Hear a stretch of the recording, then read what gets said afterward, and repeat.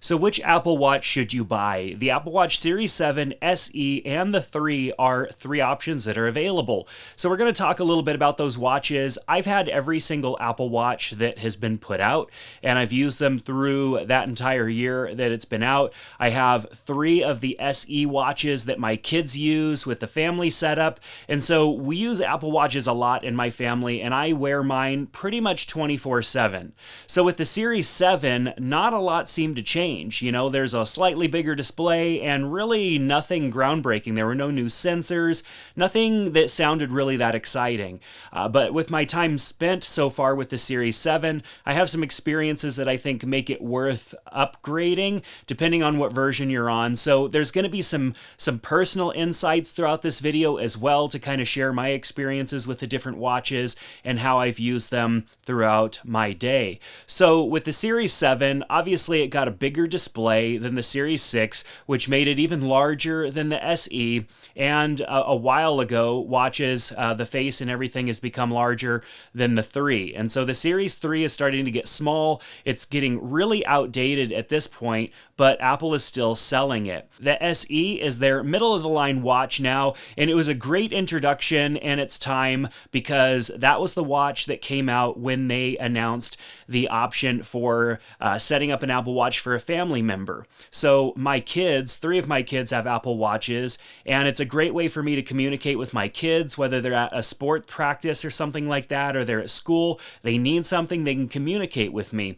And I don't have to give them a phone. I don't want them to have phones yet. We're holding out on that as long as we can. And so the Apple Watches have been nice because it gives them a way to communicate. It allows me to know where they're at. And my oldest, we got him a pair of AirPods so he can listen to music. And so it's getting them introduced to the technology without just throwing them into the deep end with a phone. And so Apple Watches have been great. And then now moving up with the Series 7 with a larger display, I feel is a better experience for me because the display is just a bit larger, and that works really well for my fingertip when wanting to use the swipe keyboard or tap keyboard rather than speaking into the Apple Watch. And so intermittent adjustments have taken place every single year that make each Apple Watch just that much better. But what is the difference between the 3 and which one should you buy? I'm going to interject some of my own thoughts and opinions here from my experiences of having owned every single watch throughout this video, and so I hope you find it useful. And if you do, give the video a thumbs up and click that subscribe button. So the Series 7 bumped up to a 45mm or a 41mm case size.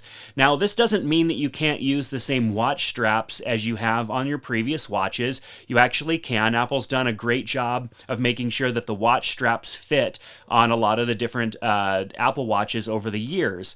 And that means you're not having to buy a new strap every year, even if you decide to go up a case size. Of course, there's still like the small and the large case size. And so when I say 45 or 41 for the 7, when I say 44 or 40 for the SE, or 42 or 38 for the Series 3, those are just 2 different sizes of the same Apple Watch. And those 2 different sizes, the watch bands are compatible for each. So small, large, smaller, large watch band. So I'm going to go over some of the features that I find important on the Apple Watches, and we're going to compare the different 3 watches so that we could figure out which features make the most sense for you, and you can use the links in the description to make the appropriate purchase for an Apple Watch.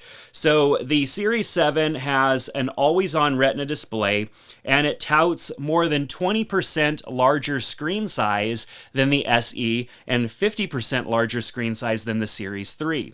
Now, I got rid of my Series 3, but I had a Series 3 on hand all the way up until this last summer here in 2021. And with that, I was always able to compare it. And every time Apple moved up a size, the Series 3 just seemed smaller and smaller and smaller. It's almost like the Apple Watch Nano at this point. It's just really small and probably too small for most people considering that there are bigger options. The SE has a bigger screen. It has 30% larger display than the Series 3, so that's pretty significant in size. And so Maybe somebody with a smaller wrist or a smaller arm might want a smaller watch, and the SE would be a great option for that. The problem with the Series 3 is that you're losing a lot of screen size due to the large bezels. And so the case of the watch is not really any smaller, that much smaller, but the screen size is significantly smaller. And so by thinking, okay, well, I want a smaller screen or the smaller size because I want a smaller watch, you're not really gaining anything there because the screen bezels make the screen smaller, not the actual case size of the watch. And that's where it's a little bit confusing when they say the different case sizes, because it's really the screen size that is the difference in all three of these. All three of these watches are swim-proof down to 50 meters, and so it doesn't matter whether you go with the 3, the SE, or the 7, swim-proof. Now, if you want the blood oxygen app or the ECG app, you're going to have to go with the Series 7 because both the SE and the 3 do not have that. However, if the heart rate is really the only important thing to you, then you have that here in all three of the watches. But I do know for a fact that the Series 7 has the latest generation of the sensor, which was also available in last year's watch. So the SE, I believe, is a version behind, and the Series 3 has the oldest version of the heart rate sensor. And really what that means is how fast does it read?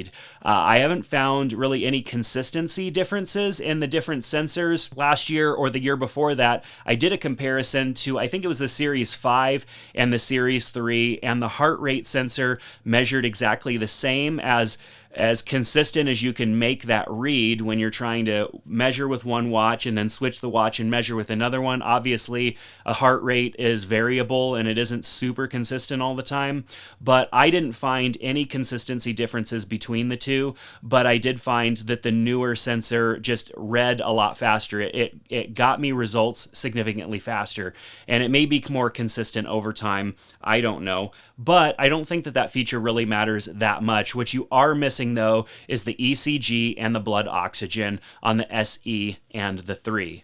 Now, one of the features that I taught my kids how to use was the SOS Emergency option. So if they need to make an emergency call for whatever reason, something's going wrong, all three of these watches have that option. And I taught them how to do that by pressing and holding on the home button and then showing them that all they'd have to do is swipe over on the SOS Emergency, and then it would make a phone call to 911. And because their watches are connected to a cellular service, it works. And on the Series 7 and the SE, you actually get emergency calling as well.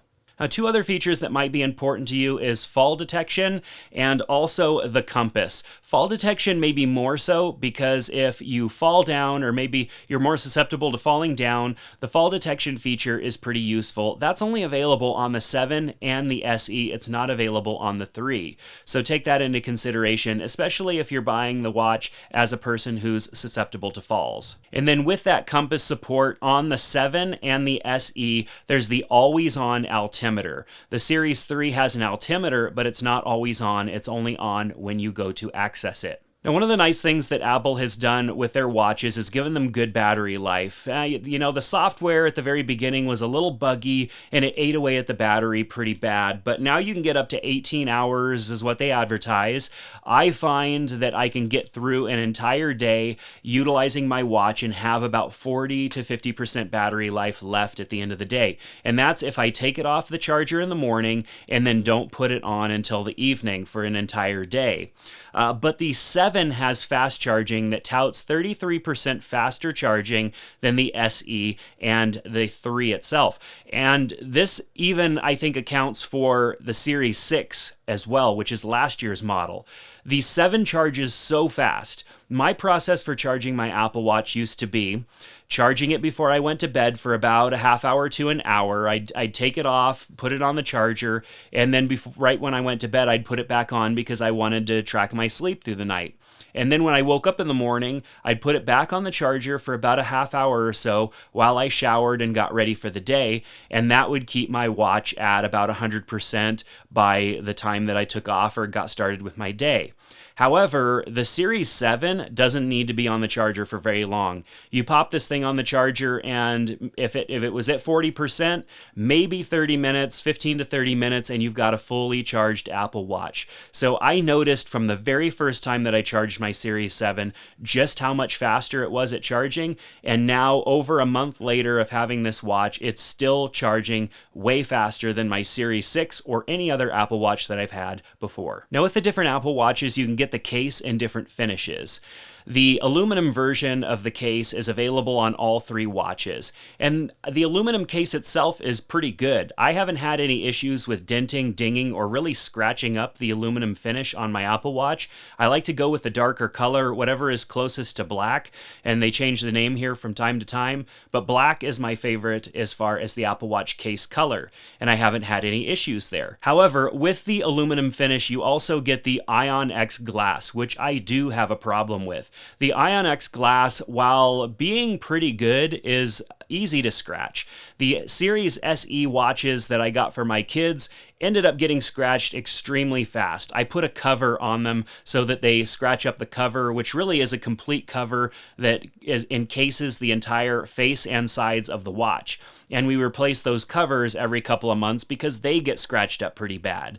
But the Ion X glass is easily scratchable. I had an aluminum Series 7 for a few weeks, and just in easy everyday use, I was able to scratch the face of it, and I've never scratched the face of an Apple Watch since they moved to this new sapphire glass that's available in the Series 7. And so the sapphire glass is only available on the stainless steel and titanium versions, which means you got to spend a bit more money. But if you are in harsher environments and you know that your Apple Watch is going to come in contact with some things, you may want to consider going with the Series 7 and going with either the stainless steel or the titanium versions of the Apple Watch. Personally, if I'm going to go with an aluminum version, I'm going to need to put a case on this watch that covers the entire glass face of the watch. A screen protector comes close, but it doesn't cover everything on the glass. You could still get the edge chipped or scratched on the glass, and so I would go with something that completely covers it. I'll put a link in the description below to a video where I reviewed a whole bunch of different cases and covers for the Apple Watch. Case finish colors are something you're going to find a lot more of on the latest version of the watch as well. The SE and the Series 3 are very limited. The Series 3 only comes in two colors, space gray and silver. The SE comes in three colors, space gray, silver, and gold. And so you've got those three different colors there, but if you want a lot of different finish options, Apple always moves that up to the latest version of the Apple Watch, so the Series 7 is what you're going to have to go with if you want one of the fancy new colors. So along with a new version of an Apple Watch every year, Apple also releases new versions of the software. New versions of the software, of course, supports all the way back, but as the software continues to get more and more advanced, we all know this, older versions of devices start to get slower and slower.